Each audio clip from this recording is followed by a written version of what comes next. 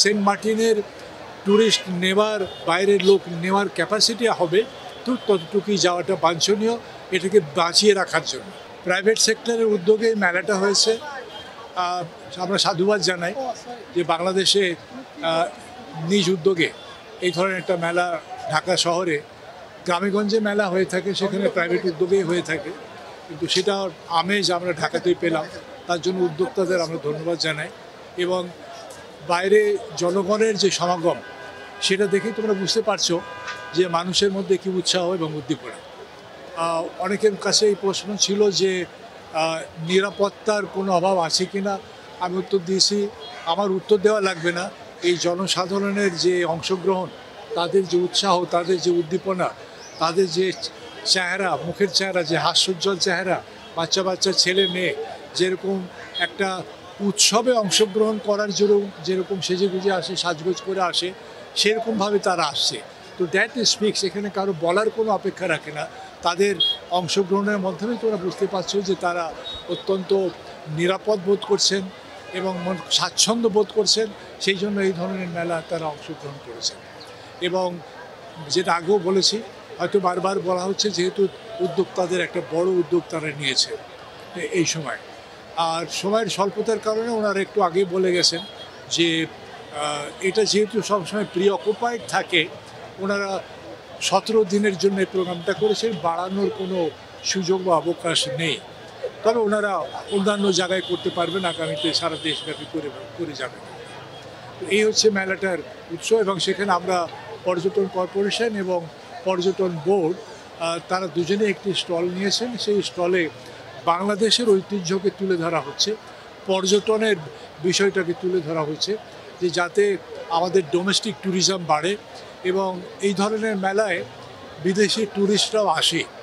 তারা দেশীয় কৃষ্টি, দেশীয় সংস্কৃতিকে দেখার জন্য, তাতে অংশগ্রহণ করার জন্য বিদেশিরা আসে। সেই আমাদের দেশীয় সংস্কৃতিকে তুলে ধরারও একটা জায়গা এই ধরনের মেলা। আমি বিশ্বাস করি যে এই মেলাগুলো আমাদেরকে আমাদের কৃষ্টিকে বাইরে নিয়ে যাওয়ার জন্য, প্রচার করার জন্য এবং আমাদের দেশের পর্যটন শিল্পকে আরও উত্তরোত্তর বৃদ্ধি করার জন্য বোথ ডোমেস্টিক এবং ফরেন কার্যকরী হবে। সেন্ট মার্টিন বাংলাদেশের একমাত্র প্রবাল দ্বীপ, মানে প্রবাল দ্বীপের উপর একটি দ্বীপ, আর কি প্রবালের উপর একটি দ্বীপ, এবং প্রত্যেকেরই একটা ক্যাপাসিটি থাকে। আমার যদি 10 বেডের একটা হোটেল হয়, সেখানে যদি 30 জন যায়, তো তাহলে সেখানে সব কিছুই এলোমেলো হয়ে যায়। প্রথমে আমার সার্ভিস যেগুলো দেওয়া হয়, ওয়াশরুম নষ্ট হয়ে যায়, বেডরুম নষ্ট হয়ে যায়, কিচেন নষ্ট হয়ে যায়, রান্না নষ্ট হয়ে যায়, পরিবেশ নষ্ট হয়। সেই জন্য অত্যধিক ট্যুরিস্ট যাওয়ার কারণে যেটা অলরেডি বহু নষ্ট, ড্যামেজ হয়েছে, এখন সেইটাকে সীমিত রেখে সেটা সীমিত রাখার ফলে আমরা সেটাকে একটা ম্যানেজেবল পজিশনে নিয়ে আসা, যাতে ঠিক যে পরিমাণ এই সেন্ট মার্টিনের ট্যুরিস্ট নেওয়ার, বাইরের লোক নেওয়ার ক্যাপাসিটি হবে, তো ততটুকুই যাওয়াটা বাঞ্ছনীয়, এটাকে বাঁচিয়ে রাখার জন্য। একটা বড় ক্ষতি হচ্ছে, মানুষ, আমি ফেলি, হয়তো প্লাস্টিকের যে শিট, শপিং ব্যাগ, ওইটা আমি ফেলে দিলাম, ওইটা লেয়ারটা পুরোটা নামতে নামতে নামতে গিয়ে প্রবালের ওপরে গিয়ে পড়লো। প্রবাল কিন্তু একটা লিভিং, ও কিন্তু তার বন্ধ হয়ে যাচ্ছে। তার জীবিত থাকার জন্য যে যা যা দরকার, সেগুলো কিন্তু যখন প্লাস্টিক দিয়ে ঢেকে যাচ্ছে, তখন সেটা পায় না, মারা যায়।